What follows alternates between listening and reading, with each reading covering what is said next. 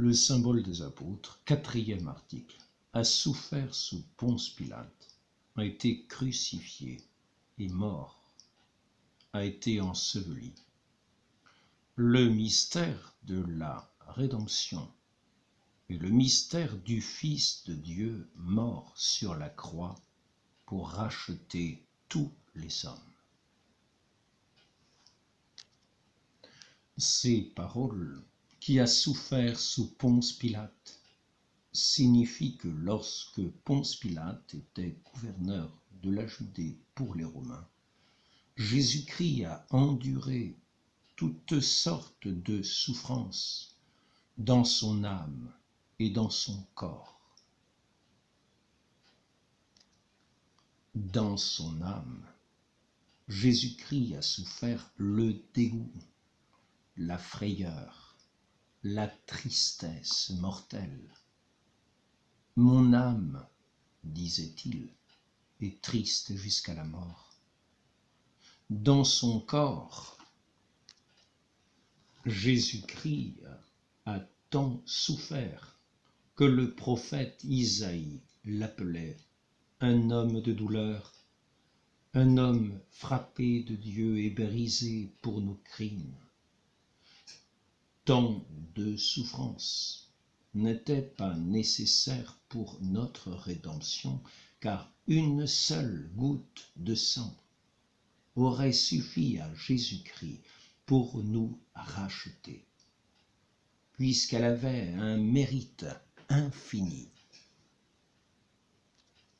Notre Seigneur a voulu tant souffrir pour nous témoigner davantage son amour et pour nous inspirer une plus vive horreur du péché qui a été la cause de sa mort.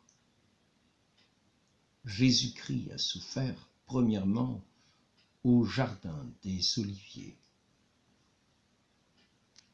deuxièmement chez Caïphe, troisièmement chez Hérode, quatrièmement chez Pilate, cinquièmement sur le calvaire. Au jardin des Oliviers, Jésus-Christ souffrit les douleurs de l'agonie qui furent si grandes qu'elles lui firent répandre une sueur de sang.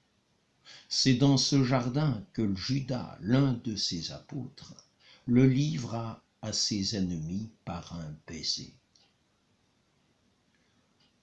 Chez Caïphe, grand prêtre des Juifs, Jésus-Christ fut renié 3 fois par saint Pierre, souffleté, couvert de crachats et déclaré digne de mort parce qu'il s'était dit Fils de Dieu. Chez Hérode, tétrarque de Galilée, qui était venu à Jérusalem pour célébrer la Pâque, Jésus-Christ fut revêtu d'une robe blanche par dérision et traité comme un insensé.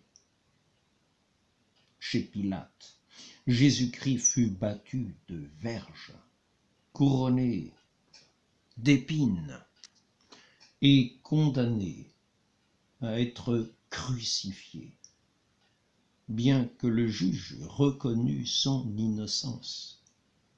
Sur le calvaire, Jésus-Christ fut abreuvé de fiel et de vinaigre, crucifié entre 2 voleurs, élevé en croix. Il demanda pardon à son Père pour ses bourreaux. Il promit le paradis au bon larron. Il recommanda sa mère à saint Jean et donna saint Jean pour fils à sa mère. Enfin, après avoir dit que tout était consommé, il remit son âme entre les mains de son Père. Ces paroles du symbole « est mort » signifient que l'âme de Jésus-Christ a été séparée de son corps mais la divinité est restée unie à son âme et à son corps, même après sa mort. Jésus-Christ est mort le jour du vendredi saint vers 3 heures de l'après-midi. À la mort de Jésus-Christ, le soleil s'éclipsa, la terre trembla, les rochers se fendirent, le voile du temple se déchira du haut en bas, et plusieurs morts ressuscitèrent, comme on le voit en bas de ce tableau, à gauche. Après la mort de Jésus-Christ, un soldat lui ouvrit le côté d'un coup de lance, et il en sortit du sang et de l'eau.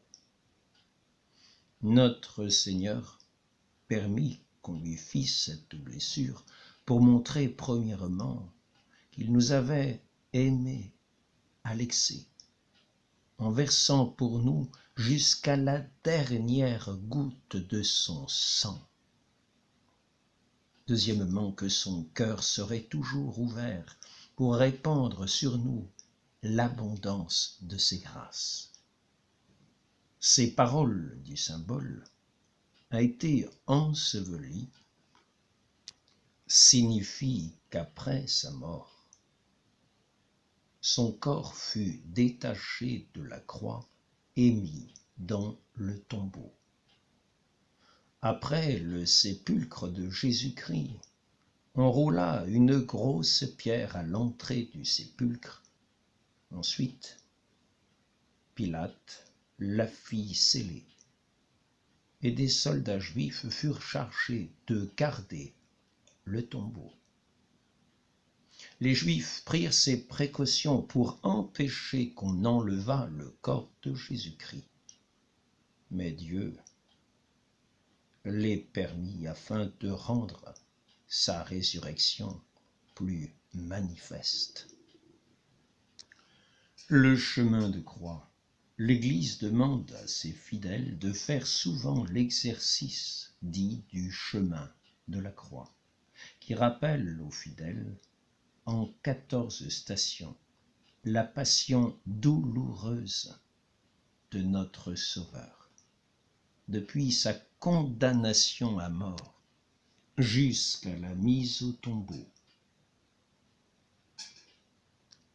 Elle a attaché de nombreuses indulgences à ce pieux exercice, et les fidèles qui y ont une grande dévotion en retirent de précieuses grâces. Nous voyons en haut de ce tableau Pilate, assis sur son tribunal. À gauche,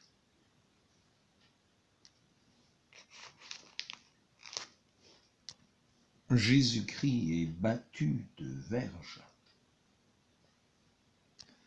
À droite, il est attaché à la croix. En bas, il est crucifié entre les deux larrons. Sa sépulture est représentée en bas de ce tableau dans l'angle de droite.